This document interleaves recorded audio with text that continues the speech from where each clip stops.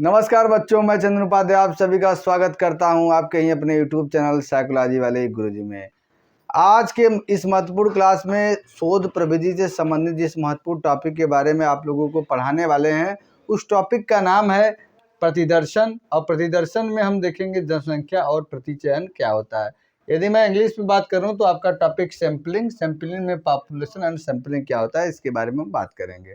ये आपके MA first semester का पेपर नंबर आपका सेकेंड है, ठीक है। और पेपर नंबर सेकेंड में यूनिट फर्स्ट का ये टॉपिक है। आपके एमए फर्स्ट सेमेस्टर के चारों पेपर चल रहे हैं। आप चैनल पे जब विजिट करेंगे तो सब प्लेलिस्ट बना हुआ है, वहाँ पे जाके आप चेक कर सकते हैं। तो चलिए बिना किसी देरी के आपको एकदम आसान भाषा में आपको समझाता हूँ कि सैम्पलिंग क्या होता है और पॉपुलेशन क्या होता है। देखिए, सैम्पलिंग का अर्थ समझने से पहले हम समझते हैं कि सैंपल यानी कि जिसको प्रतिदर्श कहते हैं, ये क्या होता है। तो देखिए, प्रतिदर्श एक बड़े समूह जिसे जनसंख्या कहते हैं, ठीक है, का एक छोटा सा हिस्सा होता है। प्रतिदर्श क्या होता है? जनसंख्या का एक छोटा सा भाग या हिस्सा होता है। क्लियर? इसका उपयोग किस लिए किया जाता है? अनुसंधान शोध करने में, सर्वेक्षण करने में, या कोई एक्सपेरिमेंट किया जाता है तो पूरे जनसंख्या का अध्ययन करना पॉसिबल नहीं होता है। इसलिए क्या है, हम प्रतिदर्श लेकर अध्ययन करते हैं और इसी के आधार पर निष्कर्ष निकालते हैं। फिर जो निष्कर्ष आता है उसे पूरी जनसंख्या पर सामान्यीकृत कर देते हैं। परिदर्श को सामान्य भाषा में आप कह सकते हैं नमूना, सैंपल, ठीक है। जैसे कि हमें कोई चीज़ लेना हो, ठीक है, तो हम क्या है, किसी भी रंग का मुझे मान लीजिए कपड़ा लेना हो तो उस रंग का छोटा सा भाग ले जाकर मैं जो है वहाँ पे दिखाता हूँ और वो उस हिसाब से दे देता है।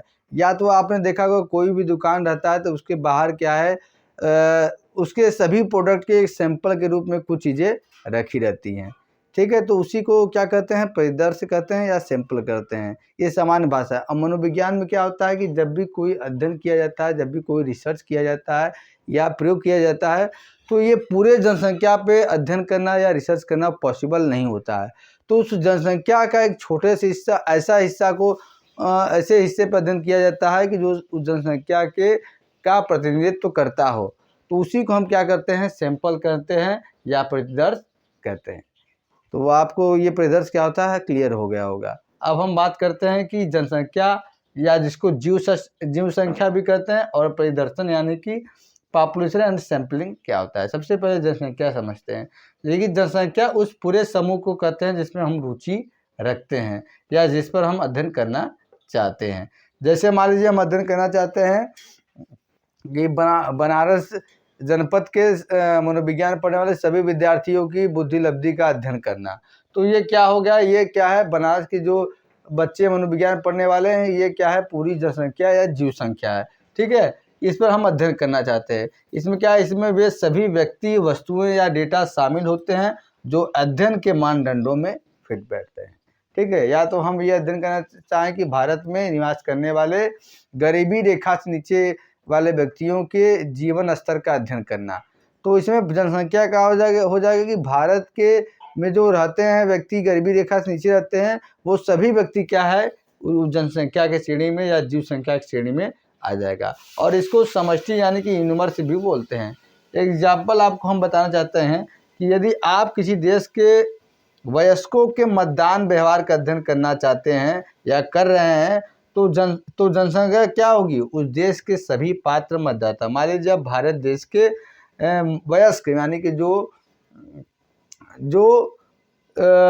है नौजवान वोटर हैं, उनका मतदान व्यवहार का अध्ययन करना चाहते हैं, तो जनसंख्या क्या होगी, भारत देश के सभी पात्र मतदाता यानी कि जो 18 वर्ष से ऊपर हो और जिनका नाम वोटर आईडी में दर्ज हो, तो उसे जनसंख्या या जीव संख्या कहते हैं। यानी कि आप जिस भी क्षेत्र में अध्ययन करना चाहते हैं या रुचि रखना चाहते हैं, उस क्षेत्र से संबंधित सभी व्यक्ति, सभी वस्तु, सभी चीज़ क्या है, ये जनसंख्या या जीव संख्या में आ जाएगी।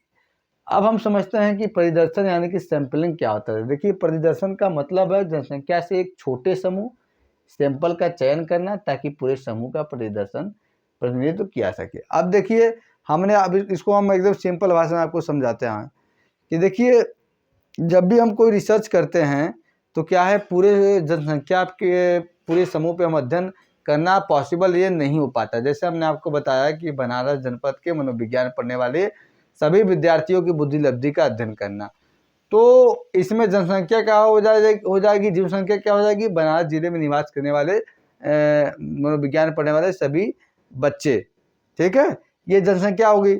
अब बनारस जिले में बच्चों की संख्या लाखों में होगी, तो लाखों बच्चों पे अध्ययन करना ये पॉसिबल नहीं होगा। तो हम क्या करेंगे कि उनमें से एक छोटे समूह यानी सैंपल का चयन करेंगे, ठीक है, और ऐसे सैंपल के चयन करेंगे जो अपने जो जनसंख्या का प्रतिनिधित्व करता हो, ठीक है, उसे हम क्या कहेंगे, उसे हम प्रतिचयन बोलेंगे, ठीक है। जनसंख्या से सैंपल का चयन करना ही प्रतिदर्शन या प्रतिचयन बोला जाता है। अब एक परिभाषा हमने दिया कर्लिंगर के, इसको आपको समझा देते हैं। देखिए कह रहा है किसी जीव संख्या या समष्टि, ध्यान रखिएगा जनसंख्या को जीव संख्या या समष्टि भी बोला जाता है, से उस जीव संख्या या समष्टि के प्रतिनिधि के चयन रूप में चयन करना परिदर्शन कहलाता है। ये कह रहा है कि किसी जनसंख्या से, ठीक है, प्रतिनिधि के रूप में किसी को चयन करने की प्रक्रिया जो है परिदर्शन या प्रतिचयन कहलाती है। जैसे कक्षा 1 से 12 तक के विद्यार्थी हैं, उन विद्यार्थियों में क्या है, हमको 2-2 बच्चों को लेना है जो अपने क्लास को रिप्रेजेंट करेंगे।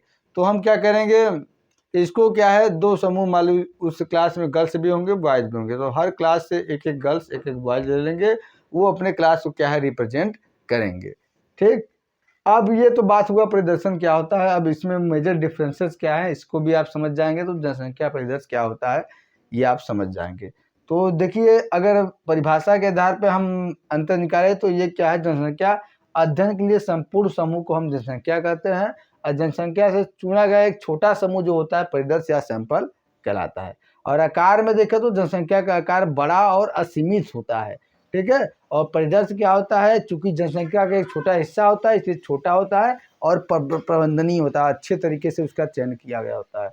उद्देश्य की मैं बात करूँ तो ये जनसंख्या क्या होता है, अनुसंधान का लक्ष्य होता है, और परिदर्श क्या होता है, जनसंख्या के बारे में जानकारी प्राप्त करने के लिए हम परिदर्श का चयन करते हैं।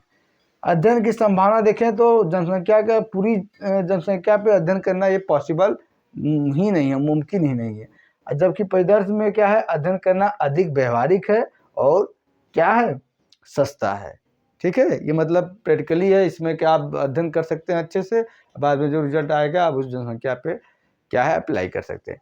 अब इसके लिए मैं एक छोटा एग्जाम्पल बताता हूँ कि यदि आप राजनीति में रुचि रखते हैं तो जब किसी भी राज्य में वोट होता है, मतदान पड़ता है, या कि देश मान लीजिए मतदान पड़ रहा है, तो मतदान जब हो जाता है तो मतदान के रिजल्ट आने के पहले क्या हो, एग्जिट पोल आता है। सभी चैनल अपना एग्जिट पोल निकालते हैं, उसमें सभी पार्टियों की अनुमानित सीटें बताई जाती हैं। तो ये अनुमानित सीटें कैसे निकाली जाती हैं, भारत इतना बड़ा देश है, इसमें 543 क्या है संसदीय क्षेत्र हैं, तो सभी संसदीय क्षेत्र में निवास करने वाले सभी व्यक्तियों के क्या है राय जानना ये तो संभव नहीं है। तो इसमें वो क्या करते हैं कि जैसे मान लीजिए मैं बनारस से रहने वाला हूँ, बनारस के सांसद आप जानते हैं कि भारत के प्राइम मिनिस्टर नरेंद्र दामोदर दास मोदी हैं। तो इसमें क्या है, मैं बनारस में 7 विधानसभा की सीटें हैं, तो 7 विधानसभा में हम क्या है 100 व्यक्तियों को या 50-50 व्यक्तियों का क्या है प्रतिनिधि के रूप में ले लेंगे जो अपने विधानसभा का प्रतिनिधि करेंगे।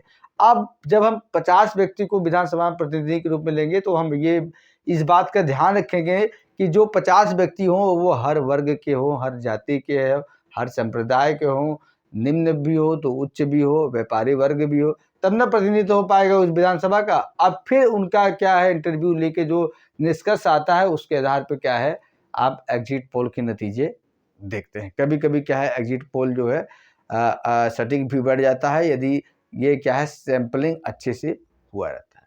तो ये होता है क्या है प्रतिदर्शन या प्रतिचयन, और ये होता है जनसंख्या। और जनसंख्या में क्या हो जाएगा, भारत में निवास करने वाले 543 संसदीय क्षेत्र में के सभी सम्मानित नागरिक होते हैं। तो ये छोटा सा टॉपिक था आपका जो है क्या था, परिदर्शन क्या होता है और उसमें जनसंख्या एवं प्रतिचयन क्या होता है। अब परिदर्शन कैसे किया जाता है, इसकी कौन कौन सी विधियां हैं, इसके बारे में आगे अगली वीडियो जो है आपको आएगी। इसलिए अगर आपने चैनल को सब्सक्राइब नहीं किया है तो आप क्या है चैनल को सब्सक्राइब कर लीजिएगा। जैसे जब भी मैं अगला वीडियो डालूँ तो आपको सबसे पहले नोटिफिकेशन प्राप्त हो। तो चलिए आज की क्लास यहीं तक, मिलते हैं नेक्स्ट क्लास में किसी अन्य टॉपिक के साथ। तब तक के लिए आप सभी बच्चों का बहुत बहुत धन्यवाद। जय हिंद, जय भारत।